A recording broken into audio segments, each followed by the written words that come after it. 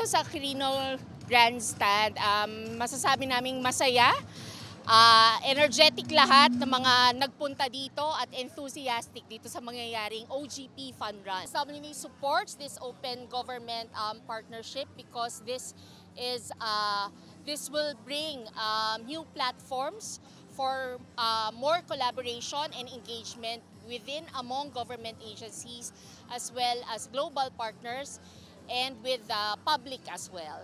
Actually, ang gusto lang namin parang mag-enjoy, mag-health break from our work. And I look forward, me and my husband, andito kami, nag-self-register kami for 5 km.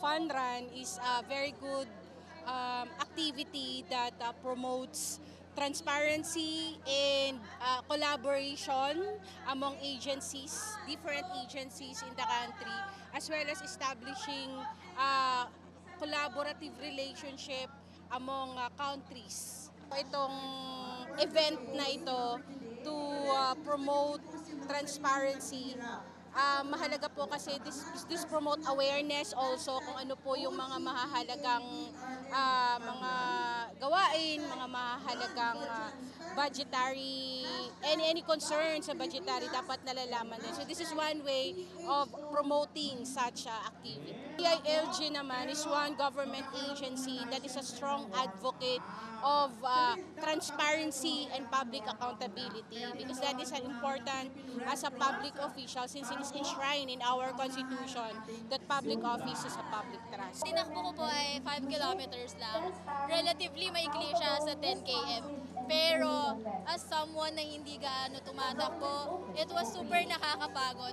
Pero knowing na this run is for open governance, I think sapat na yon to make me finish the race. Okay, ang kagandahan sa ganitong activity, pinopromote ng OGP yung public participation, transparency, and accountability. And as you can see, maraming tao or participants na andito. Makikita mo na yung suporta ng mga Pilipino sa programa ng gobyerno. It's very important, no, because dito napapakita natin by hosting the OGP APRM, napapakita ng Pilipinas that we can lead in an international organization such as this that started back in 2011 and in fact we are one of the founding members and binabalik lang natin ang ating sarili where we should be in the helm of the leadership of OGP not only in the Philippines but across the globe. Sa OGP Fun Run, tayo po ang katulong ng DBM na maggawa ng traffic management plan, yung route, and then yung events management itself, lalong-lalo na doon sa ruta ng Fun Run. Nagkaroon tayo ng series of meetings with DBM officials, tapos we consulted din yung mga sanay na magpa-Fun Run, and then inayos nga natin yung ruta, may mga traffic engineers tayo na involved. At ganoon din po yung mga marshals and traffic enforcers po natin. Nasa 200 po yung nakadeploy sa ngayon. Much bigger event, which is yung Asia Pacific na meeting for OGP to promote transparency, accountability, and inclusivity sa governance na tingin namin ay napaka-importante para sa ikaunlad ng ating bansa. Karoon po nitong Open Government Partnership Fun Run, na-identify po kami ni Secretary amin na Pangandaman, maging beneficiary po. Lahat po ng mga proceeds sa activity po na to today ay mapupunta po sa Philippine Red Cross para po sa Disaster Response, Blood Service at Community Resilience Program.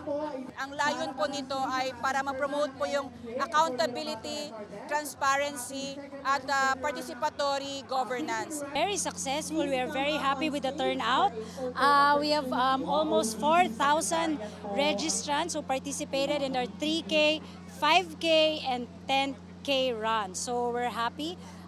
Plus the fact that we were able to raise a sum of money for the PRC. Philippine Red Cross po ang magiging beneficiary ng ating na-raise na pondo para dito.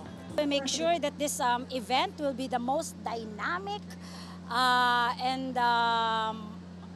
it will be attended by more than 200 international participants and 300 domestic and local participants. So I hope that lahat po kami ay magkaroon ng pagkakataon na makapag-diskusyon, makapag-share ng mga experiences at mga best practices in terms of open government. To promote our advocacy of transparency, accountability, and civil society participation, no, in our governance process. And ito, lagi ko sinasabi, more than that, we want to increase yung tiwala, yung trust po ng ating mga mamayan sa gobyerno. Maraming salamat po, Pangulo. Kung hindi po dahil sa inyo, hindi po natin ma-institutionalize ang Philippine OGP dito sa Pilipinas. At kung hindi po sa inyo, hindi po natin ma-host itong very first Asia-Pacific Regional Meeting in the country. Maraming salamat po sa inyong suporta para sa bukas na pamamahala.